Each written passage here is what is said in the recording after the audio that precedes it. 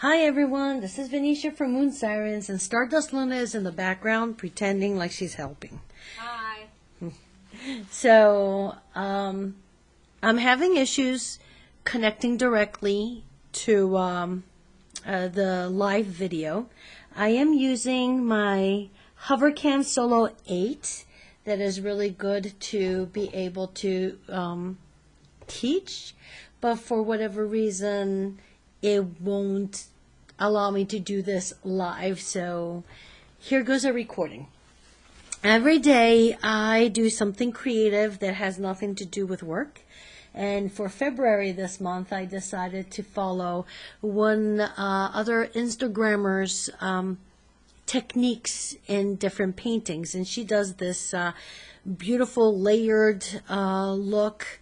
And so for the past 4 weeks, I've basically been playing around with doing gradations with the backgrounds, and then she had this galaxy series, and I really liked it. So instead of following what she was doing, I decided to go ahead and practice some Aurora Borealis painting. So today for 227, we're going to do another version of the Aurora Borealis. I'm using watercolors, and I will show you right over here. I should turn it the other way around. Is my little palette. It's at this point homemade mostly, and I've written the different colors.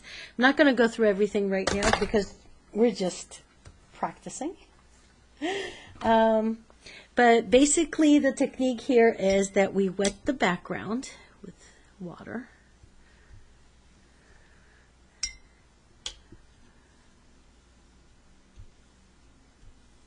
And then you can choose whatever colors you want, but I tend to like the greenish blue Aurora colors, and you have to work pretty fast with this. I forgot my other paintbrush. Yeah, I need this one. I'm using like a couple of different brushes, and apparently I'm really nervous. And I'm just going with the flow right now because it's the first one, is just a test. So I'm using a big flat brush to wet the page, and then I'm using a smaller flat brush that I'm going to put the green color on first. And let's do stacked one this time, like that.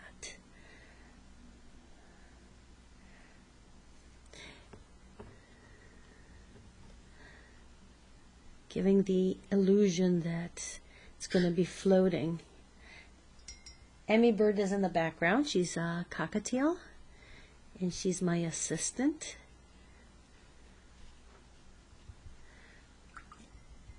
And then we're going to put some cerulean blue.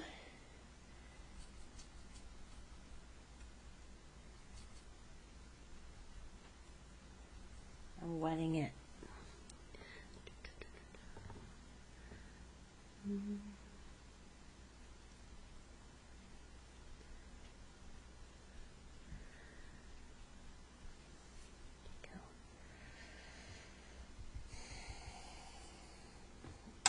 Then I'm going to come with my round brush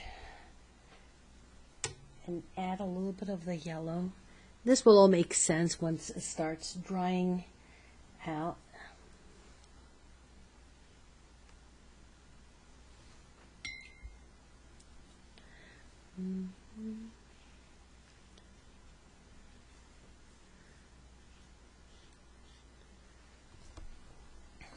And you can wipe your brush and then lift color wherever you don't want to have any. Don't worry, Emmy, I'm not lifting you up. Yes, my bird's name is Emmy, so sorry, Emmy Woo.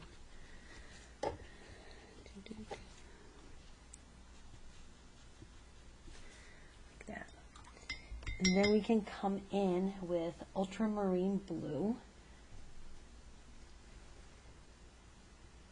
Start filling in the darker sky.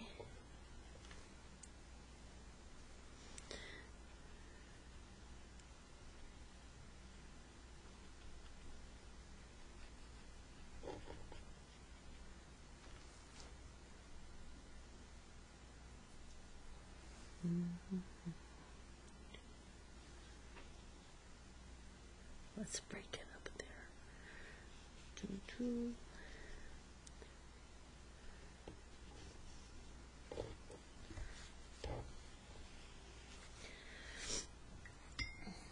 I'm going to go in with a little bit more green.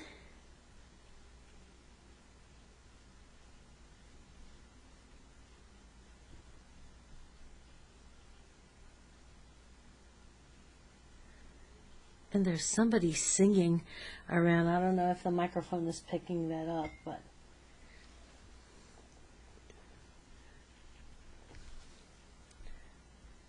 let's go darker blue here.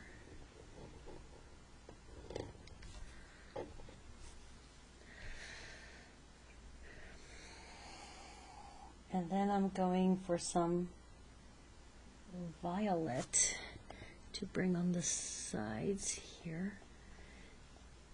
to give the impression of a dark sky.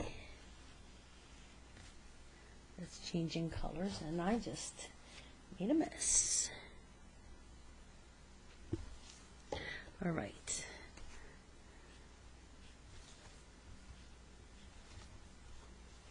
And if you get like a wet brush, you wipe it just a little bit, then it can absorb some of the wetness with the color, and that way you can give the illusion of movement.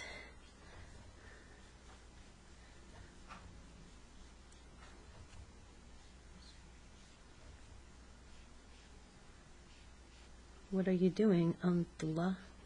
I'm laughing at the person who's singing. Who is singing? Can you figure it out? And I think that's a good first layer. To speed things up, I use my heated craft tool. We're going to dry this up and then we're going to apply another layer of color where we want it.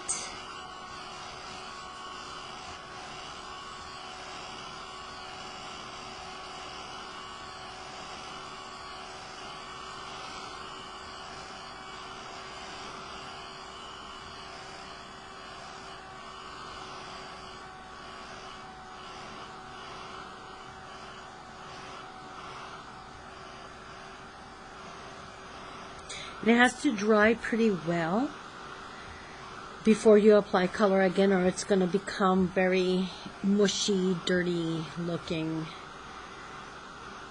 and you won't like the end result.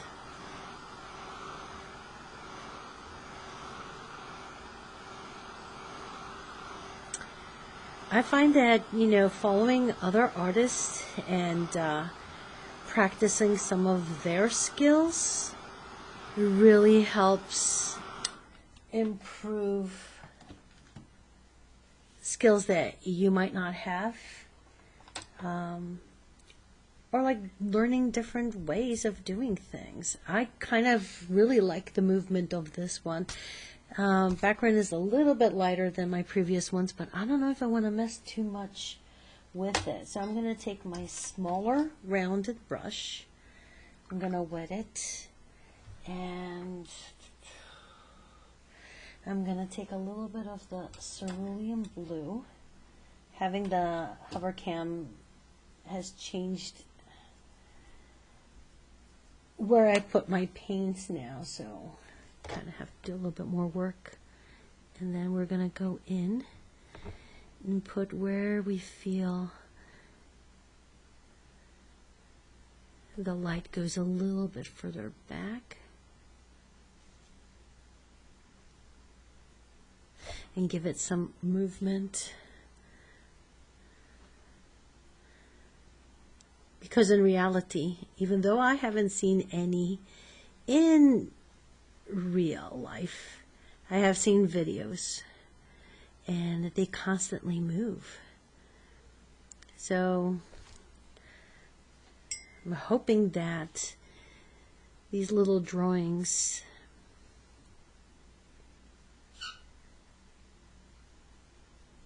give that feeling of, you know, light playing.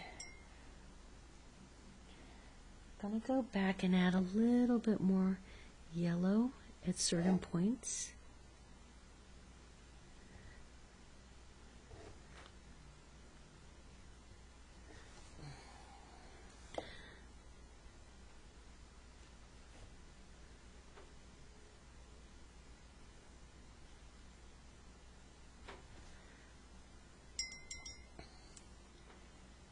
Light will make objects appear closer. Darker colors make things appear going towards the back. So when we lift a little bit of the color and, you know, it's kind of like a highlight. Kind of like.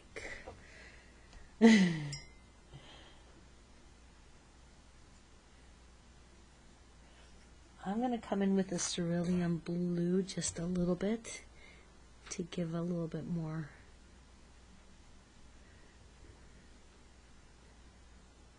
change in the color where the blue and the yellow meet and becomes green.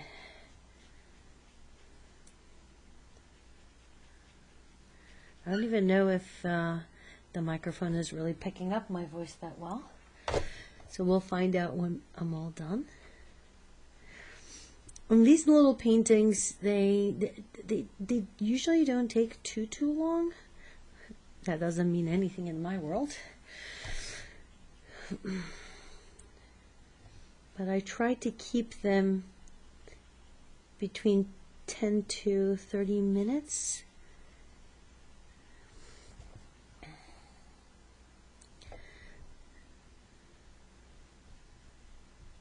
So there's more.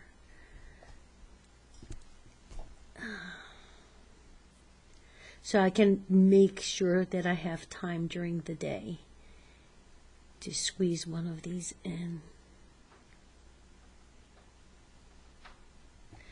And I think we need just a little bit green. Also, when you're working with a color, if you put a lot of water, the color is going to be, it's going to appear lighter. And I like that with the layering. It just gives it just a hint. If you keep the brush drier, the color is going to be more saturated. So you can play around.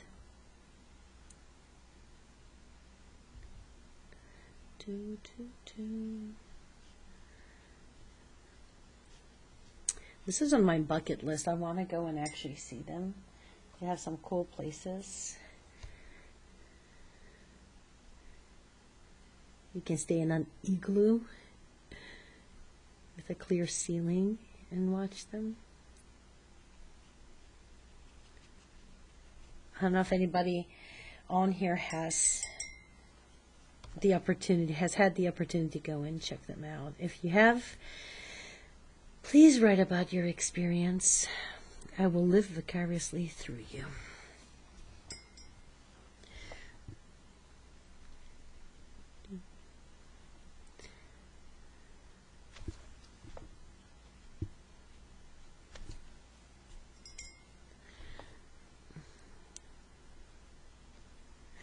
Now, depending on the type of paper that you have, you might be able to pull up some of the color. If you're using really cheap paper, at this point, it would start crumbling. So you just need to just be careful. So I think I'm happy with this. I don't know if I want to make the background any darker. I feel like this shows that the aurora is really bright and it's kind of making everything lit around.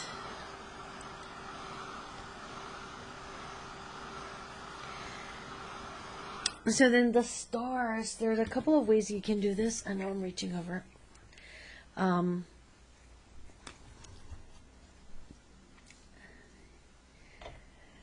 Li Chin, I think that's how she pronounced her name, uses gouache, white gouache, and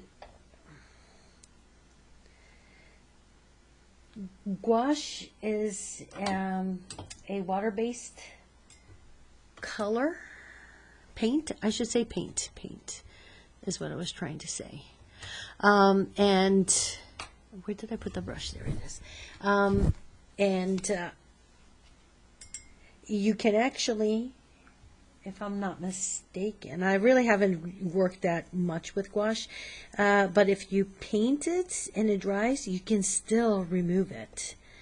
So I know a lot of people who paint with acrylics, and they're not so sure if a scene will work. They will use gouache because if they don't like it, they can easily erase it. It's more forgiving. So what I'm doing is, in my little cuppy thing here, I'm mixing the gouache with water, and I'm making it pretty wet.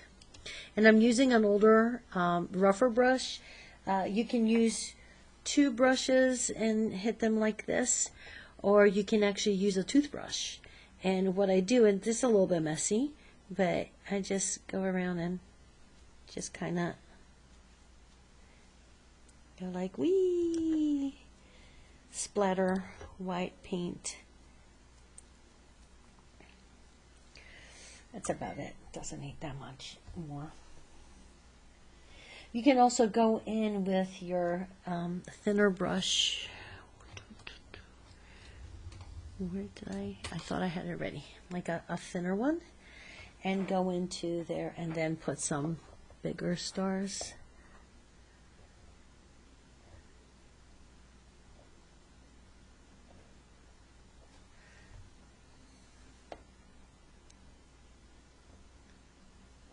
It depends how animated you want to get. You can make them like shit like they're.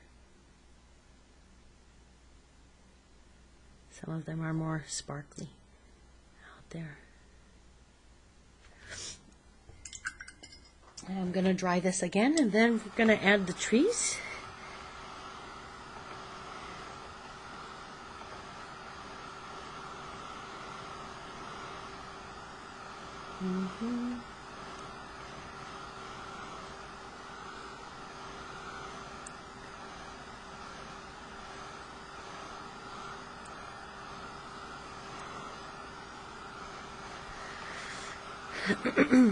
As I said, you just want to make sure that the paint is dry and the paper is dry, so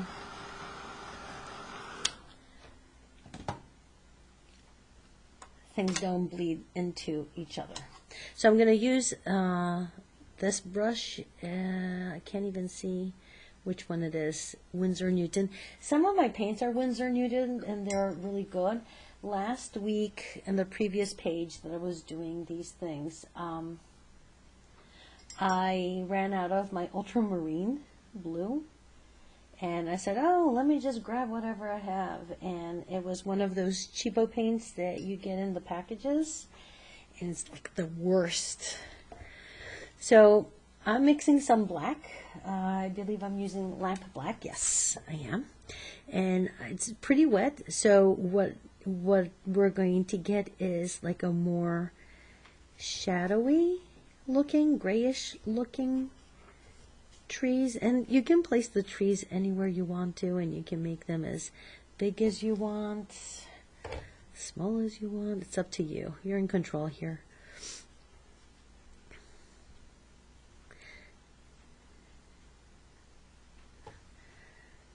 So the first row of trees that we're going to do, we're making them light. So they will look like they're in the background when we're all done.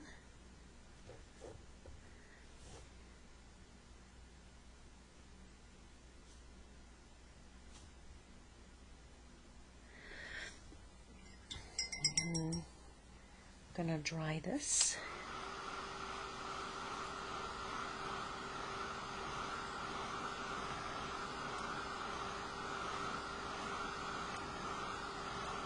A lot of artists don't like using black.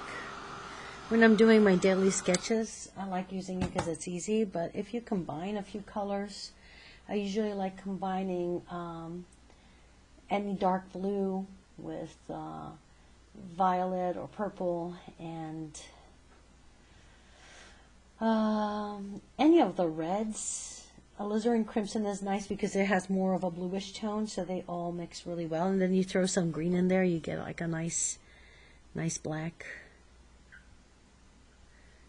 And I think Emmy is agreeing that she likes that too.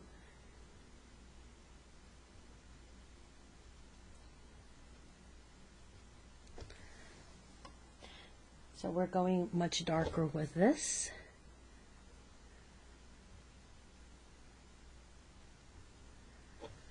So you can give the illusion of distance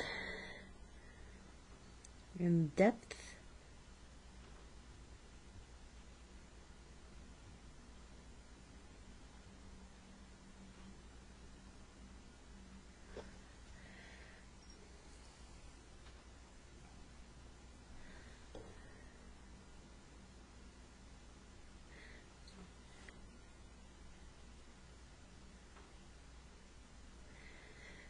And listen, these are forgiving. You can make the trees any shape you want.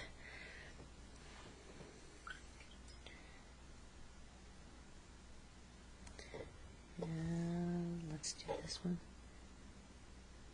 Oops, a little bit too wet.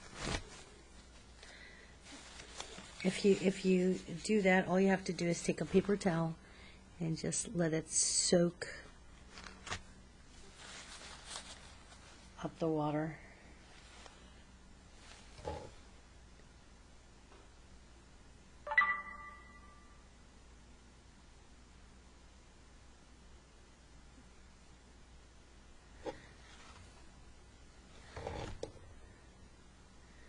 I want this to be a lot darker.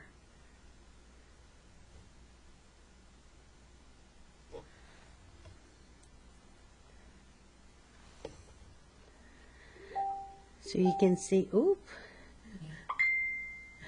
I'm amazing. 2 laptops and a phone. Just did a dingy ding.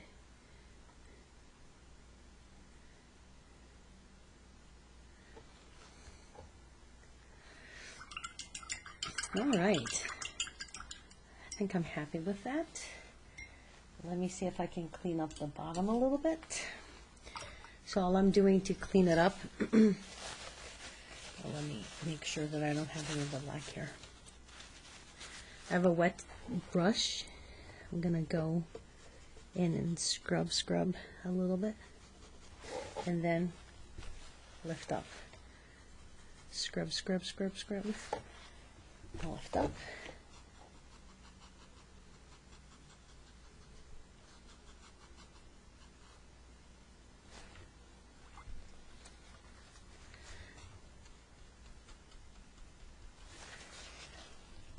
Up. Oops, I think I just broke my table.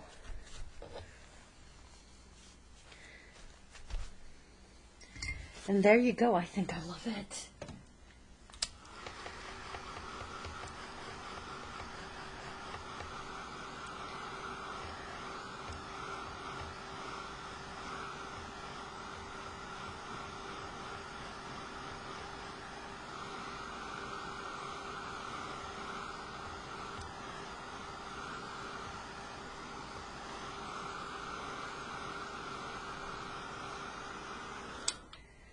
And there you go, an Aurora Borealis mini painting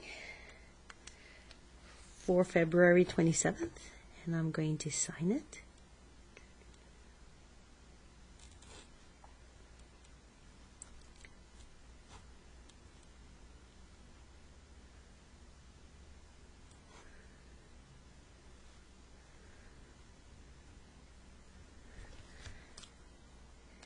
And it's all done. Oh, and it's only 25 minutes long. Awesome. If you make it through the whole thing, thank you. Hope you enjoyed. It